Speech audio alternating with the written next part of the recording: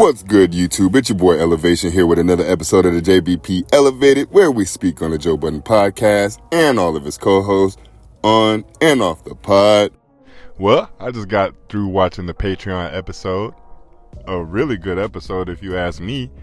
On a quick segue, the past two episodes have been really good. And given the momentum that Imani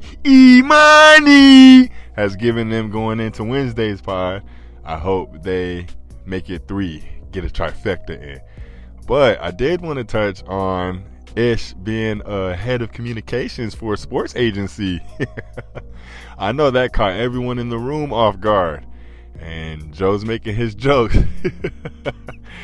Aiming his shot at me, talking about Ish was wanting more pay. But no, the joke that you missed, nigga, that Ish was telling you right in your face was, I might have gotten more money with the sports agency because you brought up him being able to sign Victor Wembanyama, but I had to do way more work. I was just thinking about it this morning. It would make for better content, quote unquote, better episodes, if they recorded the main pod on one day and recorded the Patreon on one day, and then the other main pod for the week, so on and so forth, instead of doing 2 pods in one day. But that's a completely different subject. Ish told you straight to your face, I don't have to work when I come here. Whenever y'all do the BTS, y'all are making it a running gag that I eat all the time, but it's not a running gag. That is a perk of working for the JBN. Joe's getting upset because he is looking at his friends for viewing the friendship over the business. Well, nigga, you do the same thing. The things that you're able to get off to us as quote-unquote co-workers or employees of yours, you wouldn't be able to get off with people that you didn't have relationships with. Y'all need to start turning it around on him. Joe, you couldn't make all these sexual innuendos towards me, or you couldn't insinuate that I'm doing things sexually if I didn't know you, if we didn't have occurrences with each other outside of work. So it works both ways. But Ish was telling you straight to your face, I don't want to work. I'm king procrastination. Once they told me anytime they called me I had to leave on the drop of a dime, I'm not doing it. Notice that I haven't given up any of my contractual agreements with my houses. It's not a money thing. I already said that the last time I spoke on this. It's not a money thing with Ish. I need equity and I need perks. And the main perk of the JVN is I don't have to work. Joe keeps bringing this up on the BTS. Ian keeps bringing this up on the BTS. For whatever reason, Corey keeps bringing this up on the BTS.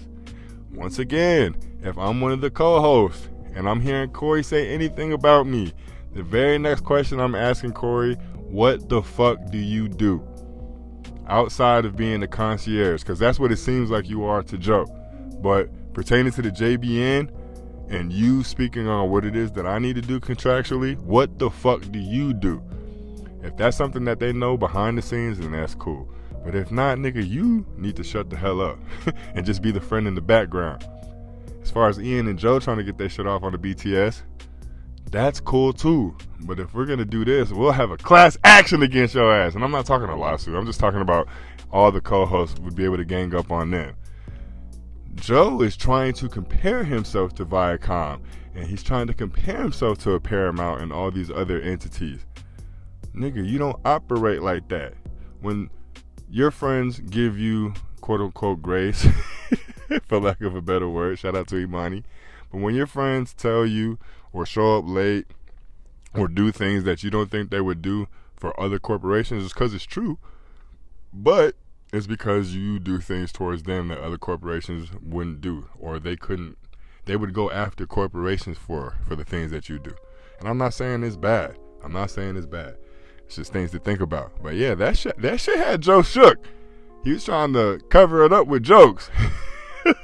But that shit had Joe shook. Hey, whenever a moment like this occurs, This is something that we have to remember with Joe, because this is going to come up multiple times in the future. Multiple times in the future. He's going to be speaking about the blazer in the trunk, and he's going to be speaking about Ish having side gigs. One joke that he said that none of them caught, I feel like I should have known about this. This is the real crux of this video.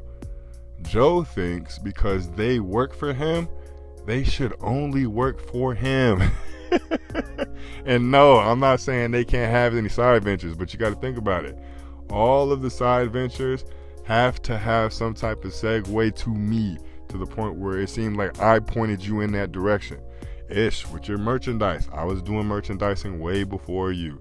I may have started it and sparked it back up because of you, but all the day one niggas know I had Joe merch on the page already.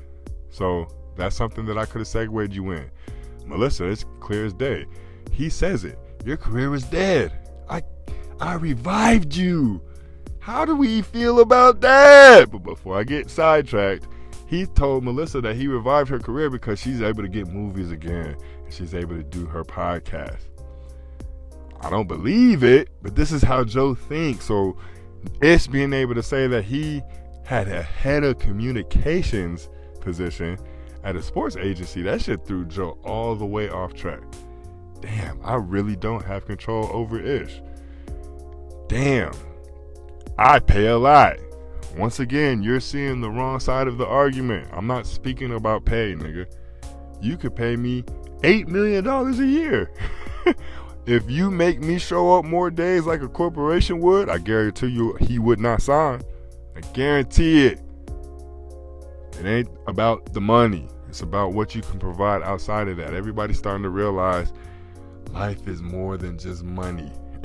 You said it at the end of today's Patreon. Well, listen, I got to revise that contract. Notice that you're always having to make revisions on your contracts. And none of your co-hosts are complaining about bread. It's you having to make the revisions because you in your head think you're paying them too much. Eureka, newsflash moment. The reason they signed at whatever number you gave them was because of all the perks that came with it. I only have to be here 2 days a week. I don't even have to be here on time. If I'm Melissa Ford, I don't even have to speak. And when I am spoken to, I don't have to respond in the way that you would like. But I actually cut for Melissa because the dog pile shit is ridiculous. Just giving examples here. I'm going to do whatever I want to do. And then because you're not short-sighted, but you have tunnel vision at this moment because you're business.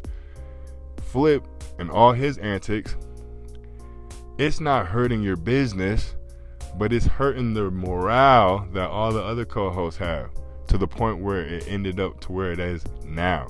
And you're making all these jibes at them saying they don't do this, they don't do that. You're procrastinating, you don't speak, you don't do this. Yeah, because of Flip, nigga. And we're seeing the lack of a leash on him and all the things he's able to get away with. So what else can I get away with up here? I would sign to the JBP for the rest of my life. Hey, Joe, as much as I'm constantly talking shit about the co-host, this is to you. This is a slight to you, nigga. It ain't got nothing to do with finances. All these talks that they have whenever they speaking on Berkdahls or whatever the fucking stores y'all attend and shop at and frequent, it's the same thing. It's the same thing. You see money, and that's the only way you see value.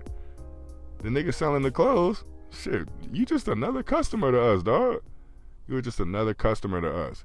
And honestly, because you're so easy to sell to, we don't even have to advertise to y'all niggas because y'all niggas do it for us. Tunnel vision, dog. So yes, everyone's gonna be signed. Whenever I speak on this shit, I just speak my thoughts and that's it. I don't go on spaces.